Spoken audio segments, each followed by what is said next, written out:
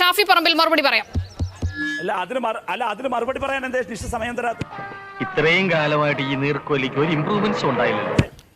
എന്റെ ചുണ്ടിൽ നിന്ന് രക്തം പൊടിയുന്നില്ല റഹീം. ഇനി സമയമില്ല, 8-ാമതായി മറ്റുള്ളവർ കൂടി സമയം കൊടുക്കണം. ശ്രീ ഷാഫി പറമ്പിൽ മറുപടി പറയും. കേൾക്കൂ, പ്ലീസ് കേൾക്കൂ. പിന്നെന്താ?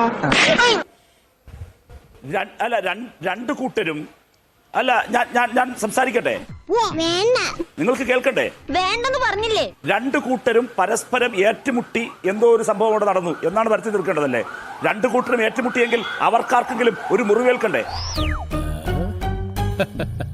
ഇതിലെ ഏത് പ്രതിക്കാ മുറിവേറ്റത്? നിങ്ങൾ പറയുന്നു അങ്ങോട്ട് വാളെടുത്ത് വെട്ടി,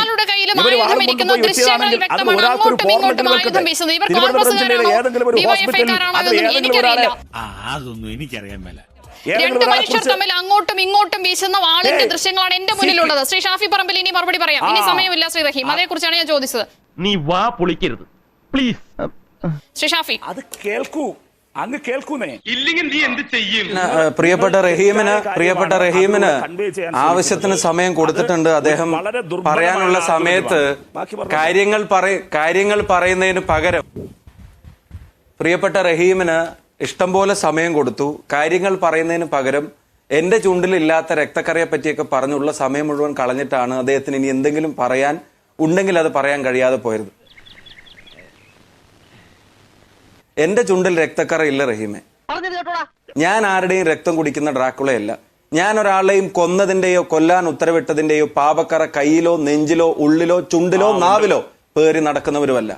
ഇവിടെ ഭയങ്കര പൊന്നിച്ചിട്ട് ശല്യം. ഞാൻ പോട്ടെ. ഞാൻ കൊലപാതകളുടെ ന്യായീകരണ തൊഴിലാളിയുമല്ല. എന്റെ പൂർണ്ണ ബോധ്യത്തോടെ തന്നെ ഈ പൊതുസമൂഹത്തിന്റെ മുമ്പിൽ എനിക്കത് പറയാനും സാധിക്കും. മധു ഈശ്വരനെ പറ്റിയും ലാൽജിയെ പറ്റിയും ഒക്കെ അദ്ദേഹം ഇവിടെ സൂചിപ്പിച്ചു. റഹീം പറയുമ്പോൾ പൂർണ്ണമായ മൗനം പാലിച്ച് റഹീമിന്റെ ഇപ്പോഴത്തെ വികാരം പൂർണ്ണമായും ഉൾക്കൊണ്ട് റഹീമിന് പറയാനുള്ള മാക്സിമം സമയം അനുവദിച്ച ശേഷം ഞാൻ സംസാരിക്കുമ്പോൾ റഹീം ഇച്ചിരി ഒരു പേഷ്യൻസ് കാണിക്കുന്നത് നല്ലത്. ഈ പുഷ്പങ്ങളെല്ലാം ഇവിടെ കൃഷി ചെയ്യുന്നതാണെങ്കിൽ നല്ല രസമുണ്ട്. ഒന്ന്, ലാൽജിയെ പറ്റിയൊക്കെ റഹീം ഹനീഫയെ പറ്റിയൊക്കെ കൂടെ പറഞ്ഞു. ആ ചർച്ചകളിലേക്ക് കാര്യങ്ങൾ പോവുകയാണെങ്കിൽ കുറെ അത് പറയേണ്ടി വരും. പട്ടികജാതിക്കാരനായ CPM പ്രവർത്തകന്റെ മരണത്തിന് പിന്നിൽ നേതൃത്വം എന്ന അമ്മ സുജിത്തിന്റെ മരണം, ചെങ്കൊടിയേന്തിയ സഖാവിനെ കൊല ചെയ്തത് സഖാക്കൾ തന്നെ, കൊല്ലപ്പെട്ടത് നസീർ.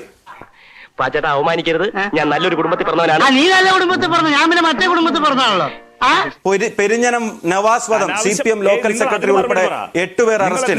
മർദ്ദനമേറ്റ CIT തൊഴിലാളി മരിച്ചു, 2 CPM-കാർ അറസ്റ്റിൽ. CPM പ്രവർത്തകന്റെ കൊലപാതകം, 7 CPM പ്രവർത്തകർക്കെതിരെ കേസ്. ഇത് ചരിത്രത്തിലെ കൊലപാതക രാഷ്ട്രീയത്തിന്റെ, കേരളത്തിലെ കൊലപാതക രാഷ്ട്രീയത്തിന്റെ ഈ സമീപകാല കണക്കുകൾ എടുത്താൽ ആ തോടിന്റെ ബാക്കിൽ, ആ വീടിന്റെ തോടിന്റെ ബാക്കിൽ നിന്നല്ല മുഴുവൻ തോടുകളിലും പുഴകളിലും കടലിലും കഴുകിയാൽ കഴിയാത്ത പാപക്കറ നിങ്ങളുടെ കൈകളിലും ഉള്ളിലുമുണ്ട് എന്നുള്ളത് കേരളത്തിലെ മുഴുവൻ ജനങ്ങൾക്കും ബോധ്യമുള്ള കാര്യമാണ്. ഇവിടുന്നെങ്കിലും ഒരു വാടക കൊലയാളി കിട്ടുമോ മാഷെ? അവനെ തട്ടിക്കളയേ നിവർത്തിയുള്ളൂ. ആ ചാർജ് എന്റെ മേലെ വെക്കണ്ട.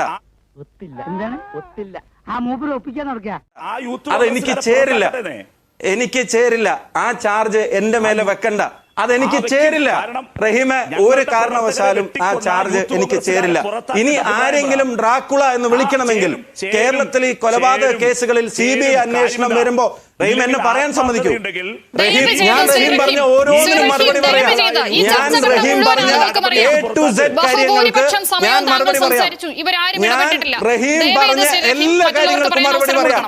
എനിക്ക് റഹീം പറഞ്ഞ കാര്യത്തിന് മറുപടി ഇല്ലാത്തതിന്റെ പ്രശ്നം എനിക്കില്ല.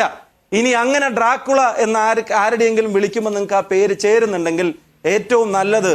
ചില കൊലപാതക കേസുകളിൽ CBI ഒക്കെ വരുന്നു എന്ന് പറയുമ്പോൾ ഹാർട്ട് അറ്റാക്ക് ഒക്കെ പെട്ടെന്ന് അനുഭവപ്പെടുന്ന ആളുകളെ വിളിക്കുന്നതായിരിക്കും.